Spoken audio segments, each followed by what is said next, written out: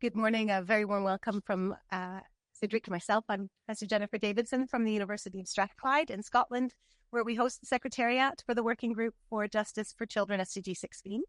And on behalf of our event sponsor, the Permanent Mission of Sierra Leone to the UN in New York, and our co-sponsoring missions, Canada, Luxembourg, Spain, who we have the pleasure of hearing from very shortly, and many partners who are too numerous to list here, but you will see behind us. We are really delighted to be joining you today, for you to have, for us to have time with you here in the room and also online to this official side event to the UN's high-level political forum. We're here today because together globally we've made commitments to children, to all people under the age of 18. And in 2015, the world recommitted itself to children with the ambitious 2030 Agenda for Sustainable Development, where we pledged not only, if you remember, to leave no one behind, but perhaps less frequently repeated, we also agreed that we would reach the furthest behind first. And it's children who are amongst those who are furthest behind, if you will, especially those facing the greatest adversity and the structural inequalities which often, as we know, can intersect. These commitments to children are a very serious matter.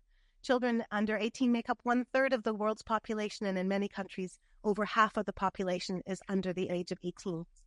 You'll know that Agenda 2030 recognizes children as stewards of tomorrow and agents of change today. And so we do the same here today, where we're concerning ourselves with SDG 16, which is a goal that is to promote peaceful and inclusive societies, to provide access to justice for all, and build effective, accountable, and inclusive institutions at all levels. And we're reminded that without justice for children, in its broadest sense and most comprehensive sense, there is no justice for all.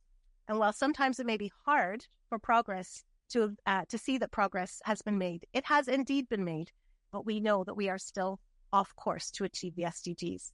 Drawing on yesterday's HLPF session, however, we know that our course can be corrected. And together, working differently across governments and all of society, and including children and young people themselves, we can deliver on these promises.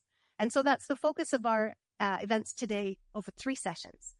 The event today serves as a milestone in this really highly ambitious journey to ensure children are increasingly understood to be central to our common agenda.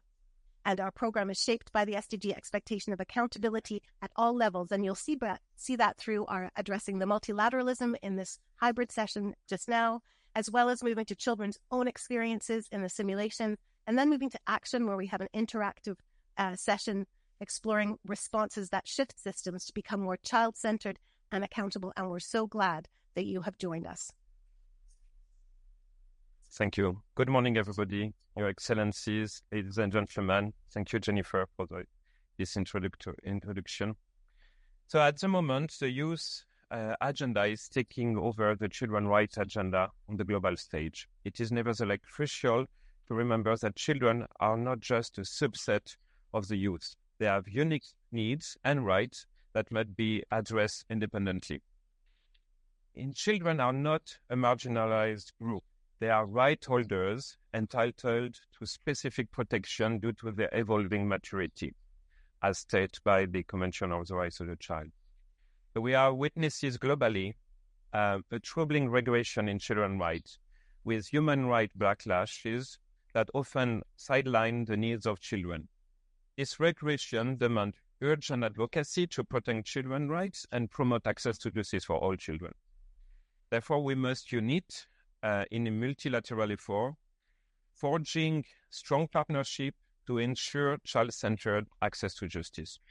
So the question for today, for our panelists, will be, where are children in the international agenda?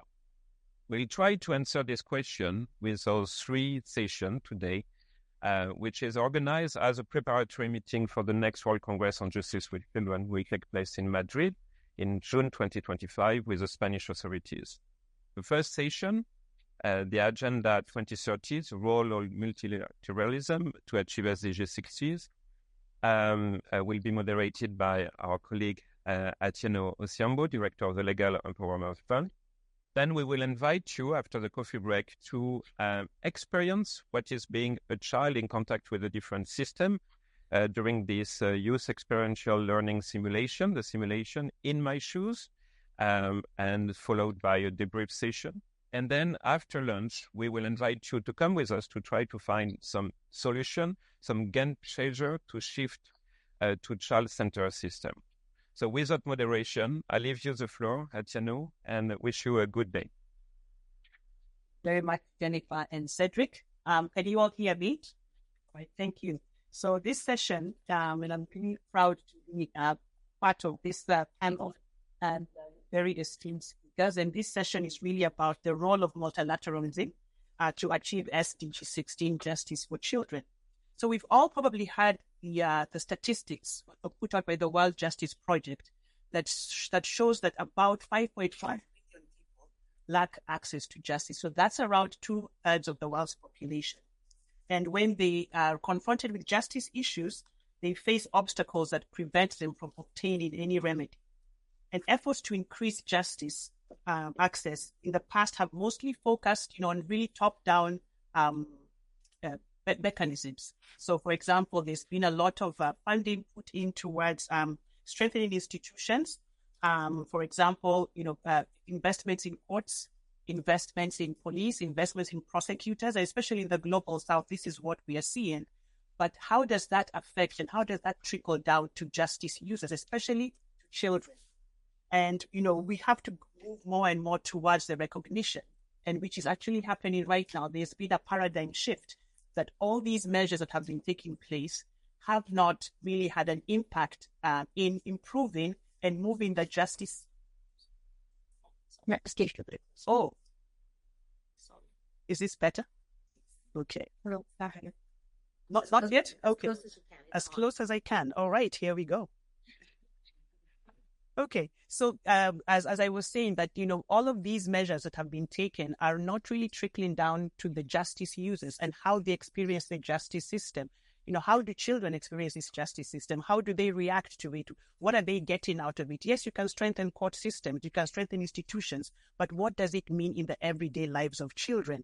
And we are moving more and more towards a system whereby we are looking at, if we want to achieve access to justice by 2030, how do we close this justice gap? We've got to do something differently, and that difference has been making sure that justice is people-centered. So that's the paradigm shift that has been happening so far. And when we talk about access to justice, the one demographic that is glaringly missing and invisible and absent is children. And this, for me, became very glaringly apparent when my organization, the Legal Empowerment Fund, put out a global call for applications for groups working on access to justice. And this call was sent out in January 2022. We got over 5,000 applications, but very few of those came from any organization that is working with children. And the few that were working with children and working on access to justice, did receive some funding from us. But for me, that was a gap. The gap was, we talk about access to justice, but who is working on behalf of children? Very small groups. Where is the funding going for access to justice? Not to these organizations. So to me, that also was a big incentive for the Legal Empowerment Fund to get involved in access to justice for children, because children are the most at risk and they face the biggest obstacles, which prevent them from accessing and upholding their rights. They are virtually invisible in the global justice data, and where their needs are underrepresented. And justice systems, as we know, are not designed with children in mind. It's therefore not a matter of if, but how to respond to this crisis. And, frankly speaking, here at the UN, we are very far removed from the day-to-day lived realities of children's lives and the essential grassroots efforts and services that are needed to empower children and their families. And the voices of children and their lived experiences need to be front and center when we talk about access to justice for children. There is this very common adage we use in the NGO world, which is nothing about us without us. And the voice of children has to be front and center. And actually, in the second session, with the simulation, you will get to see and experience what it's like for children navigating this justice system. And, hopefully that helps inform how it is we continue to address the justice needs of children. Child-centered justice happens best in places and in spaces where children are living their lives. And so with that in mind, this particular session aims to make the links between children's lives and these multilateral spaces to help us explore what learning we can harness at this international level that enables child-centered justice in children's lives. Children are arguably the most, those who are farthest from children's, we as a demographic, those of us who work within children's rights, a lot of times we are very far removed from what is happening on the ground with children's, with how children are experiencing the justice system. And yet we really want us to be able to explore and learn how we can influence this and set the agenda. So we have a very esteemed panel here, and they have each been asked to speak to one of the following questions. So and they probably will touch on all the questions. And the three questions are to explain what their state or organization's commitment is to prioritizing SDG 16 and justice for children in particular. The second question was for them to talk to us about key promising national and or local actions underway to accelerate child-centered progress in this complex area.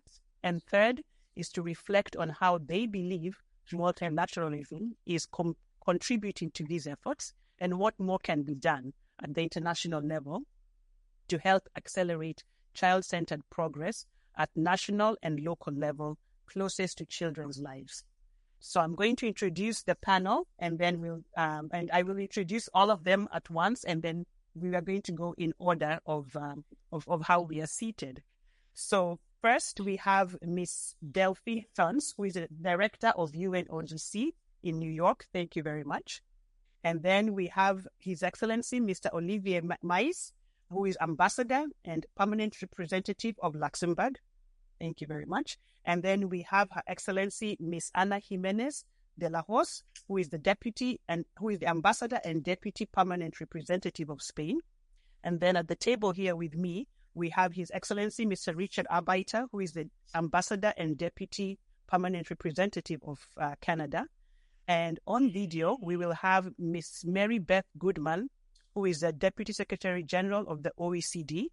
And then last but not least, we'll have global reflections from Dr. Najat, who is a UN Special Representative of the Secretary General on Violence Against Children. So thank you very much. And we'll start off with you, Ms. Schultz. Can you hear me well? Yes. Good morning to all Excellencies, distinguished colleagues, ladies and gentlemen. Thank you very much to all the co-organizers of this very important event, and of course the permission of Sierra Leone, Spain, Luxembourg, Canada, for extended invitation to the United Nations Office on Drugs and Crime, UNODC, to reaffirm our commitment to help member states meet the objective of SDG 16, for which UNODC is responsible of 11 indicators, with a particular focus on justice for and with the children. Last year, UNODC, in partnership with the Office of the Special Representative of the Secretary General on Violence Against Children, and I'm very happy to be joined on this panel with Najat, we launched a global strategy to end violence against children, 2023-2030, an accompanying action plan. This strategy is closely aligned with SDG 16.2 and serves as a manifesto for innovating approaches to ending violence against children by shifting the focus of our interventions. Instead of addressing these issues in isolation, the strategy focuses on 4 contexts that amplify children's vulnerability to violence: insecurity, justice, online, and being on the move. It recognizes that children experience multiple forms of violence that overlap and exacerbate each other, and that effective responses require the comprehensive, well-coordinated, and integrated children's rights into broader security, humanitarian peace, and development efforts. Bottom-up approaches will ensure that children, young people, and their communities are equipped with appropriate tools and platforms to strengthen their own resilience, can be highly effective at local and national level. So as an example, we had a group of dedicated youth peace champions in conflict-torn northeast Nigeria, selected, trained, and mentored by UNODC, which launched the hashtag See the Child campaign in 2023, reaching over 9 million people with messages of peace and reconciliation, and benefiting nearly 4,000 children through grassroots activities. Intergenerational community dialogue structures were established and handed over to the local communities, facilitating engagement between and community leaders, low-level conflict resolution, and increasing acceptance of children formerly associated with armed groups. And I had the pleasure to meet with all of them in Abuja in April, and really their enthusiasm was and commitment was very inspiring. But above all, it was really the pride that the work they were doing were really yielding long-term results. These initiatives show that when children, communities, and young people lead and are engaged throughout the entire program cycle, they become not only beneficiaries, but also active agents of change. International cooperation and collective action are crucial to addressing violence against children and ensuring their access to justice. UNODC supports these efforts through 3 pillars: data collection and analysis to better inform our programming, normative work through resolutions and, of course, some of the very important conventions, and operational work. Understanding problems through rigorous data collection, research, and analysis is essential for strategic decision-making and addressing evidence-based interventions.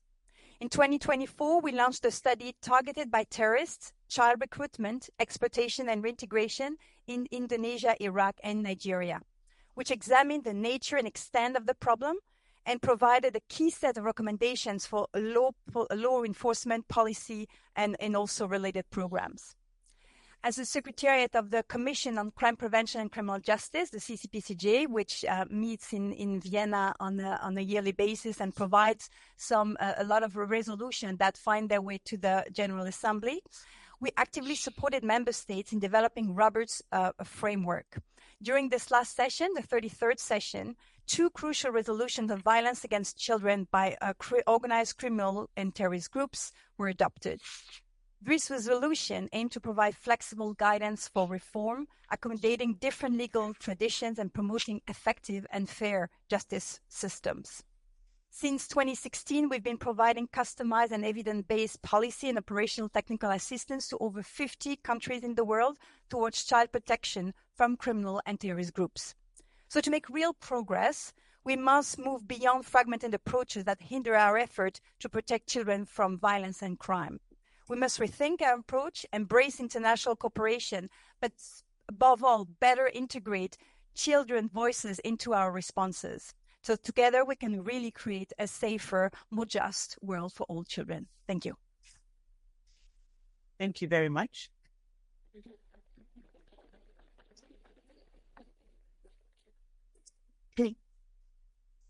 Thank you very much, Madam Moderator, and it's an honor for Luxembourg to be part of this event. First of all, I would like to thank Baker and McKenzie for hosting us in this magnificent location, which takes us a little bit outside the United Nations. So it's good to be out of Turtle Bay for this event. I thank also the co-organizers, all the co-organizers of this event, and the fellow co-sponsors, the permanent missions of Canada and Spain, and the Special Representative of the Secretary General on Violence Against Children, Dr. Najat. We were on an event earlier today. It's good to be with you all the time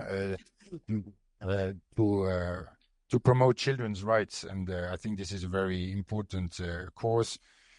I'll try, Madam Moderator, to address the 3 questions that you mentioned. First, maybe by highlighting Luxembourg's commitment, and then to go and share a few reflections on multilateralism and how that can also help close the justice gap for children. Luxembourg is a steadfast promoter of children's rights, and we are also deeply committed to Agenda 2030, and we support the realization of the SDGs, of course, in Luxembourg itself, but also abroad, in particular through our official development assistance, which amounts to 1% of our gross national income. The commitment to children's rights and the SDGs goes hand in hand. And we are very proud to, as Luxembourg, we are co-chairing the group of friends on children and SDGs here at the United Nations, together with Bulgaria and Jamaica. This is a group of friends that brings together more than 70 member states, as well as the European Union, and the Office of Special Representative Dr. Najat is also associated with this group. At the national level, in the pursuit of the SDGs, notably SDG 16, are well reflected in our government's strategies and decisions. We have a national action plan on children's rights for the period 2022-2026. It includes 8 priorities, and one of them is to render the justice system fully adapted to children. And Madam Moderator, you said one of the issues is that justice system is not designed for children. So we try with this national action plan to remedy this situation. This includes the assignment of a lawyer free of charge for children, age-appropriate measures for children who have not complied with the law, and the right of children to be informed in detail about the court proceedings, and also the right for children to be heard during these proceedings. 5 years ago, we celebrated the 30th anniversary of the Convention on the Rights of the Child, and on that occasion, Luxembourg pledged to pursue a comprehensive reform of the national legislation on the protection of minors in order to strengthen children's rights as guaranteed in the Convention on the Rights of the Child. This includes the strict separation of protective and criminal law measures, the introduction of specific procedural guarantees for minors, and the introduction of a minimum age for deprivation of liberty. And this reform is underway and includes 3 draft bills. And our progress was discussed also during a recent visit to Luxembourg by Special Representative Dr. Najat last year, I believe, when you visited Luxembourg. Now, when it comes to multilateralism, I would really like to highlight the importance of the Convention on the Rights of the Child. It is the most universally ratified international human rights treaty, and it sets the standard for children rights around the world. The Committee on the Rights of the Child is a very important independent body dedicated to the needs and the best interest of the child. We welcome in particular the work of the committee on its 27th general comment, which will address the topic of children's right to access justice and effective remedies. And I'm very happy that, according to the program, we also have a member of the Committee on the Rights of the Child taking part in today's event. We closely follow the work of the committee, and we encourage all member states and also the private sector to let the publications and guidelines that the committee produces guide their policy and decision-making. Finally, we must not only rely on the existing international framework on children's rights. At the United Nations and in multilateralism in general, I believe we should also do more to allow the meaningful participation of children themselves regarding matters that affect them. And children's voices must be heard and taken seriously also in the multilateral fora. And that's what we are committed to promote also as the co-chair of the group of friends of children and the SDGs. With these words, let me conclude, Madam Moderator. Again, thank you for bringing us together today also with a lot of civil society and private sector representatives. Thank you.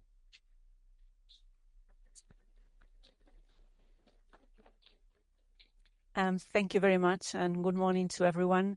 It's really a pleasure for Spain and for me personally to be part of this important event, and I join Ambassador Miles in thanking the organizers and Baker McKenzie for hosting us today. From my side, and getting inspiration from the questions that you asked us to address in this meeting, I'm going to refer to some of the initiatives that Spain is putting in place to implement SDG 16. I have to say that for us, our understanding of SDG 16 is that it's an SDG that provides a particular enabler for accountability and for justice for all. We interpret SDGs as in a comprehensive way, and we think that human rights percolate every single SDG. But it's true that the examination of SDG 16 in collaboration with or together with the issue of children and justice allows us to have a very particular approach to this issue that is very important for us. And I also have to say that this event and this edition of the High-Level Political Forum is particularly important for Spain, because next Monday we are going to present our third voluntary national review, and that has demanded really a huge effort from every part of society, with a very whole of society approach to the elaboration of the review that we are going to present, which has given us the opportunity to examine all these issues very closely. And this event in particular, because of all the challenges that you mentioned, Madam Moderator, offers us an opportunity to really show our commitment to a child-centered access to justice, with particular attention to children who are in a position of vulnerability. So from that point of view, what I'm going to do very briefly is to highlight some of the issues that we have been able to identify in the elaboration of our voluntary national review that are particularly pertinent to the discussion today.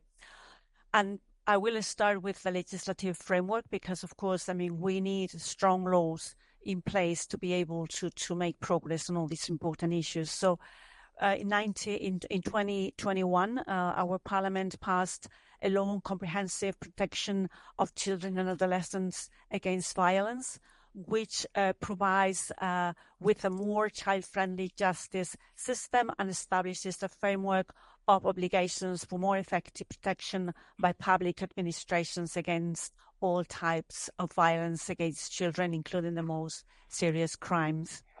Secondly, I would like to refer to the importance of transparency and evaluation of public policies when it comes to the implementation of the SDGs, particularly when it comes, in this case, to the implementation of this SDG 16. We have a forward open government plan in place, 2020 until this year, and a law for institutionalization of public policy evaluation in the national administration. So this is a very important issue for us, and we have had a lot of internal discussions about, where we are in terms of transparency, of accountability, of evaluation of the progress that we are making in bringing forward the Agenda 2030. And last but not least, and going back to the first point that I made about human rights and the centrality of human rights in the implementation of all SDGs, I would like to mention that for the first time in this third voluntary national review that we are presenting next week, what we call Defensor del Pueblo, which is the equivalent to the ombudsperson and our national human rights institution, was involved in the elaboration of this national review. And we think this contribution is very important because it highlights the human rights approach that I was mentioning before. And turning very briefly from the national perspective to the more international one, already in the introductory remarks, Mr. Frederic Foussard mentioned that Spain will host the 2025 World Congress on Justice with Children in Madrid. Spain is also a member of the Advisory Council of the Congress, and we think that this is a great opportunity to make progress on some of the issues that we'll be discussing today and going forward in the preparation of this Congress. And you can count on our firm commitment to make this Congress a success.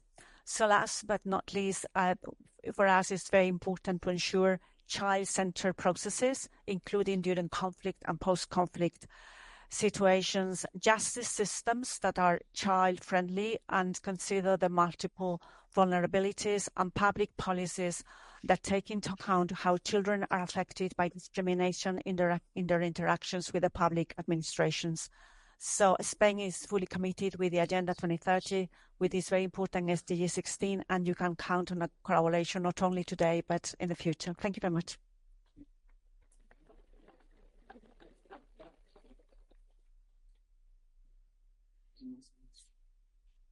Okay. Good morning, everyone. I know it's hard to listen to a succession of speakers, so thank you for listening. Thank you for taking the time to be with us. Thanks to the organizers. Thanks for the AC, which is fantastic on a day like today. Look, I don't know any of you, but I'm fairly certain that you are all, like I am, an accident of birth. None of you chose the timing or location of where it is that you were born. And the unfortunate reality is that a child's experience of their rights and their ability to fulfill their rights is far too often dictated by the timing and location of their birth. And the SDG agenda, amongst other things, its universal component is intended, I think, to reduce the gap in experiences for everyone, no matter where it is that they're born. And so that's the first principle, whether it's SDG 16 or any other SDG. The first principle is a universal approach to achieving these goals so that all humans across the planet can fulfill their potential. That's certainly the lens through which we look not only at this issue, but across all of the issues associated with the SDGs. We did our voluntary national review last year. I think it's a fundamentally important exercise for states. It actually forces you to be introspective. It's really easy to be extra, to look externally, especially when you're UN. But I think this requirement, even if it's voluntary, but this kind of, instinct to make you look across your own system is super important. That's what I'm going to speak mostly about this morning. So in Canada, what I said earlier is true as well. You have a different experience depending on where you're born and when you're born and to whom you're born. Right. And we understand that, and we're doing the best that we can, but we've got a ways to go. We've put in place in the last few years a couple of tools that are intended to help, again, reduce that gap of experience in Canada. So the first is the Federal Child Rights Impact Assessment Tool. It comes with an online course, and it's to help levels of government design better policies at inception, and if not compel, at least strongly encourage them to include children in the policy development process to understand how the initiative is going to play out. I know you've got an experiential learning simulation a little bit later, but this is a tool that, we're trying to, whether it's myself or other colleagues across the Canadian public service, compel them to think through these issues from a child perspective, whether they're justice or otherwise related, if they affect children. Think through how you can engage them and how the policy itself can be designed a little bit better. Now, specific to the justice system, we've established a State of the Criminal Justice System framework and dashboard. It's got a thematic page on youth to illustrate how youth interact with the criminal justice system as victims and survivors, but also as accused and offenders. The framework includes evidence and data that monitors the specific experiences of Indigenous and Black youth who are overrepresented in the Canadian criminal justice system. The dashboard, along with other research, reveals that interactions with the justice sector arise in the context of other social systems, health, education, child welfare sectors, and that we need to do a better job of connecting the dots. I think when you're in a situation that requires access to justice, no one comes out and says, this was a perfectly smooth process, no matter where they are. But when you add levels of jurisdictions and multiple kinds of systems, I think it creates an additional onus, frankly, on the system holder, which is often either the state or at the subnational level, to help those that are coming through it better navigate. And so we're learning how to do that. It's meant that we have to do better at collaboration across justice stakeholders, service providers, community representatives, to support the dignity, equality, and well-being for all, especially our children and youth. We've got a new Canada Black Justice Strategy and Indigenous Justice Strategy to also look more specifically at the experiences of those communities in Canada. Again, these are they're relatively newer programs. They're a few years old, so it's a little bit early to say, hey, success, here we are. But we're committed to learning throughout and to hearing back from those who come through the system, whether these tools have made their experience better, If so, how? If not, why not? So we can adjust as we go. We feel very strongly that allowing ourselves to be the subject of scrutiny internationally is a contribution. So it's not just encouraging other states to do better, this and that. It's saying, look, we're very willing to be put under the microscope ourselves and to take advice. And far too often there is a view that scrutiny infringes on sovereignty. I think when you can open yourself up to scrutiny, it is a symbol of the strength of the sovereignty that you hold in your own country. And so we remain committed to putting ourselves forward, not as perfect examples, but as those that are willing to learn, to do better, and frankly, to just take advice, whether it's from other states, from other stakeholders, from civil society organizations, and most importantly, for children. Thank you very much, and best for the rest of the day and for the learning session. Thanks. Thank you. And I think next we have the comments from Beth Goodman on video.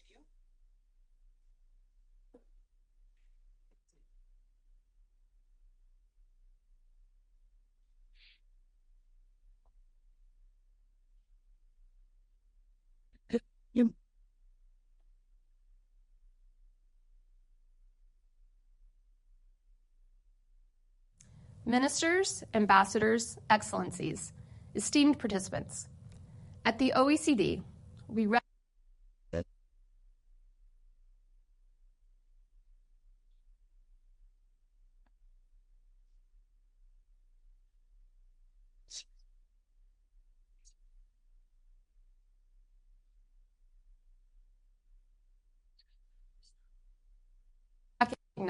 that lack of access to justice brings significant human and social cost and can increase or contribute to existing inequalities. Data from our partner, the World Justice Project, shows that billions of people around the globe lack access to justice. Among these staggering numbers, children bear a significant burden, as nearly every third person on this planet is a child. However, due to children's developmental and cognitive differences or legal capacities, these problems may go unnoticed and unaddressed. The consequences of this can be profound, affecting lifelong well-being and development and hampering future opportunities. The discussions at this session on accelerating progress to achieve justice for children will underscore the urgency of ensuring that children's legal rights are respected, taking into account their unique vulnerabilities in the context of SDG 16. Justice policies dedicated to children have a positive impact. For example, in the United States, prevention and treatment programs that aim to address children's maltreatment have been found to reduce maltreatment episodes, substance misuse, homelessness, underemployment, as well as juvenile crime. The OECD is committed to promoting policies that cultivate prosperity, equality, and well-being for all globally, and recognizes that robust child justice strategies contribute to these endeavors. The OECD recommendation on access to justice and people-centered justice systems, adopted last year, recognizes that children are a critically underserved group in justice systems and are disproportionately impacted by legal frameworks, service providers, and support schemes, which can often be discriminatory and do not meet their needs. It sets a global standard to guide governments toward equitable justice practices. The OECD framework for child-friendly justice seeks to bolster global efforts towards SDG 16. The framework draws on good practices to equip policymakers with essential tools to transform justice systems, which protect and promote children's rights, amplify their voices, and integrate their perspectives into decision-making processes. The OECD is also supporting countries around the globe, from Egypt to Peru, in making justice systems more child-friendly and more responsive to the diverse needs of children to help close global justice gaps. We are privileged to work with the Pathfinders Working Group on SDG 16+, Justice for Children, the Global Initiative on Justice with Children, and the NGO Panel on Children Deprived of Liberty to advance equitable access to justice for children worldwide, and we look forward to our continued efforts. Together, we can harness the transformative power of justice to secure brighter futures for every child. Thank you.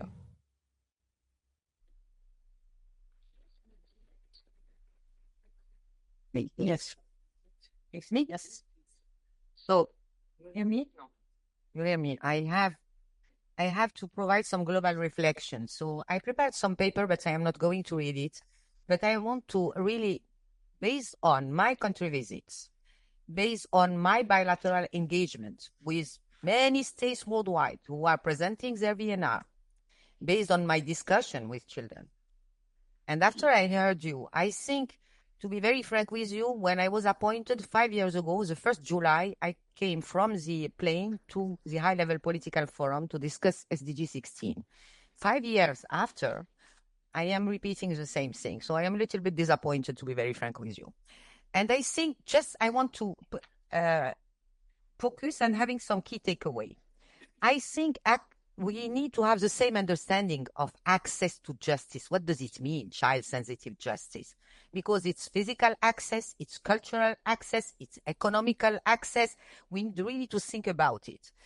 In another point, what means access to justice is not only building, as you highlight, courts, but also people who are duly trained and really... the other access to justice is building trust in justice. The children who are victims, children are not, the reflex is not going to police and to justice. We have a big problem of trust in justice. This is important. Access to justice means also that it provides, it listens to children, avoid victimization, all things we know, but also to be speed, because the length of proceeding is long, to make sure that the investigation are child sensitive, and to make sure, and most importantly, that the child will have, the psychosocial support that it's needed, the protection that it's needed, the remedies, and it means having other sectors who are working. Justice system alone cannot make it. Health has to be on board. Education has to be on board. Police has to be on board. Social protection has to be on board. A lot. And in another point, if we need that children who are really go to justice, recover, and heal, we need to make sure that the prosecution are well done. And sorry, many perpetrators violating rights of children are not held accountable. And we have this big issue of impunity. And when it doesn't work, what kind of grievance redress mechanism the child can go and really ask? And this is about accountability of the justice system, as you highlight. Overseeing, transparency, making sure that really this justice is working, and to make it really publicly and disclose and discuss it. Another point that it's important, and you highlighted, you cannot have only a child-friendly justice if you have not, as a prerequisite, a legal framework that is in line with child rights. And sorry, we are seeing worldwide a pushback on rights, including children's rights. We are seeing also, we have to bear in mind also the issue of customary laws in many places. So this is very important. And you have, my God, the crisis that we are facing worldwide currently, climate crisis, social crisis, conflict worldwide, and children who are, in this situation, and mainly those who are in conflict, have no access to justice. This is really huge. And here it brings me, regarding that, to be very frank, many things I was visiting, many things are done. The problem is a set of integrated services that are centered on children have to be put in place.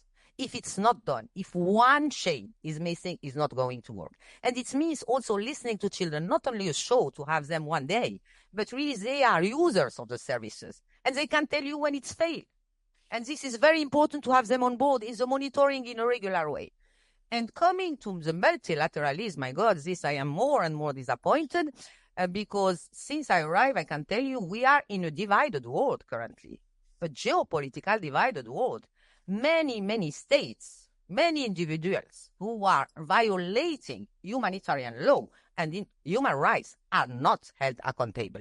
So I think, and you highlight the issue of accountability, justice cannot go without accountability.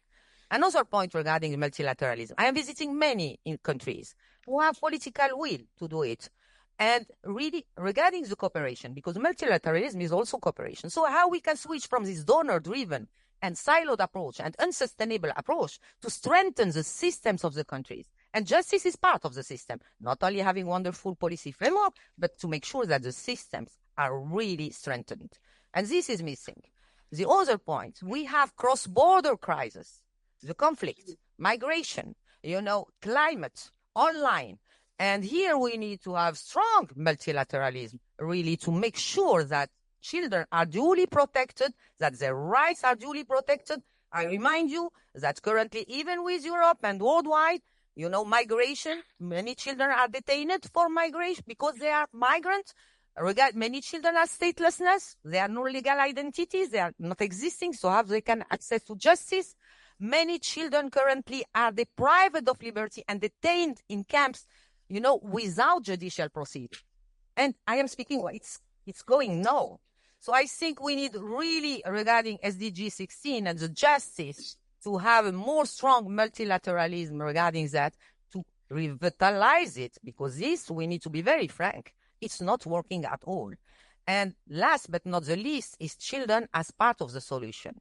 And here it's important, and I am happy that you are going to do this simulation, but children as part of solution means having them as part of solution at local level, at national level, at regional, global, but in a systematic way, to see them as partners, not only one day. And at global level, and in our UN currently system, it's very difficult to bring children and to speak. We have more focus on youth because children are left behind. And at the same time, to arrive in this wonderful country, you need visa, and you have a lot of children who have no access to visa. So something is going wrong. Speaking about justice for and with children, we need really to have a strong self-criticism. We can make it. You are here. We have many states who are really committed, many civil society who are very committed, and I think we really need to review this system, to review this multilateralism, to review the justice, but not on peace. It's not only SDG 16, it's the whole Agenda 2030. Because poverty, if it's not addressed, it's not social justice. It's climate crisis, is not addressed. It's not about climate justice. Children who are not responsible for all wars, climate, all these things are paying the huge tribute. And we are not speaking about them because they are not seen, as an investment to invest on, but as a problem to resolve. We are more focusing on youth because they are more close to vote and for productivity things. But what is important, if we are not investing in people since the early childhood and through a life cycle approach, we will never, never, never achieve the Agenda 2030. So sorry, I am a little bit, aggressive, but I think we can make it, and we can make it. Just think concretely about, and I forgot one thing, sorry, regarding the barriers. You have also, and I heard a lot of children, is racism and xenophobia, which is increasing. So the list is long. So just if we can listen to all these people, and if we need to build trust in all institutions, in the multilateral institution, we need to be transparent, accessible, and self-critical. Minutes.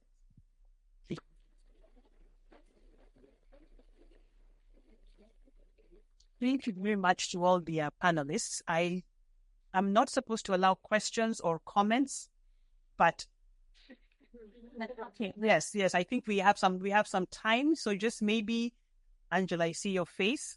I will, but just maybe one or two questions or comments before we close, because I'm always feeling that with this mighty brain power here, we'd be remiss not to take advantage of them while they are here. So any questions, any comments? Yes. I currently work with refugees back in my home country of Brazil. What are your countries actively doing to protect the refugees in your nations, especially the children refugees, which are often vulnerable to violence and sexual violence as well?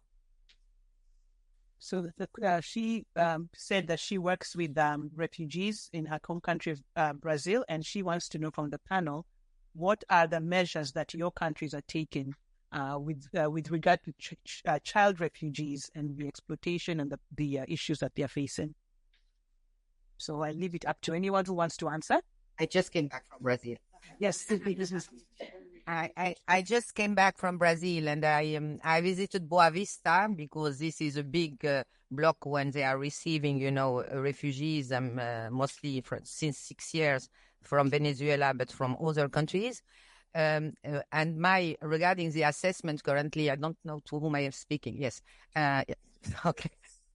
Regarding the assessment, the main important thing that at least in Latin America and in the South, refugees are not seen, as delinquents. And I think this is very important because they are provided with documentation, they are provided with sheltering and so on. It's a huge work.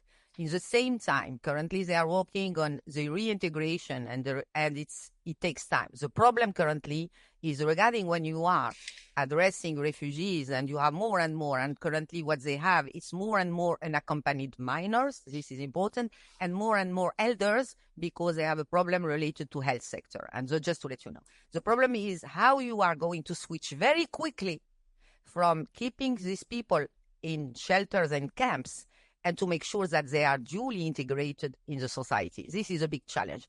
And this is lessons to learn for all countries who have camps of children, refugees for many years, and many children are in these camps. We need to make sure that when we are responding to emergency and humanitarian situation, how development and protection is duly embedded very, very quickly in the response. Thank you very much. Any other question? One more or comment? Or any of you want to respond to the question? Yeah, go ahead, Sinchit. Maybe, thank you very much for the question. On the refugee children, what I just wanted to mention from the Luxembourg experience is that indeed there is a growing trend of, especially in Europe, of unaccompanied minors, refugees. One of the key measures, of course, is to provide shelter, but then also to have this transition, SDG that you mentioned, from shelter then to a more permanent facility, and you have to create housing, and that's a very heavy investment. Another important aspect is the schooling. So to provide access to refugee children to the school system, that's something that we do in Luxembourg. Also, we had a lot of refugees coming from the Middle East and also from, more recently, from Ukraine due to the current conflict. So that's an important measure also of protection for children's rights. And of course, this is also an important investment. So you need to have very strong social policies to allow this protection for refugee children. Thank you. All right. Well, thank you very much. And just in closing, I want to say thank you to the panel. Thank you for your comments. Thank you to Baker McKenzie for hosting us. Thank you to our moderators, Jennifer and Cedric. Thank you very much. But I think for me, some of the key things have been that we have to have a multi-sector approach to this. We can no longer work in silos. Collaboration is key, and especially bringing in the voices of children. So thank you. Thank you very much. Thank you very much, Etienne. And I take the benefit of this session to thank as well the Legal Empowerment Fund for its support. So as Najat said just before to leave, children are part of the solution. So is what we're going to try to experience now through the simulation that we're going to present you. And we will try to bring you to the journey of a child in contact with the different systems. I invite Angela Viril, Pro Bono Director at Baker McKenzie, to introduce the session. Hello, everyone, and thank you for being here at Baker McKenzie. I have the pleasure of leading our pro bono practice, which does work with all of the organizations that are bringing today. We work with and for them. So along with this high-level discussion that we've heard, we know that we have to experience what young people, children go through, not only with our brains, but with our senses.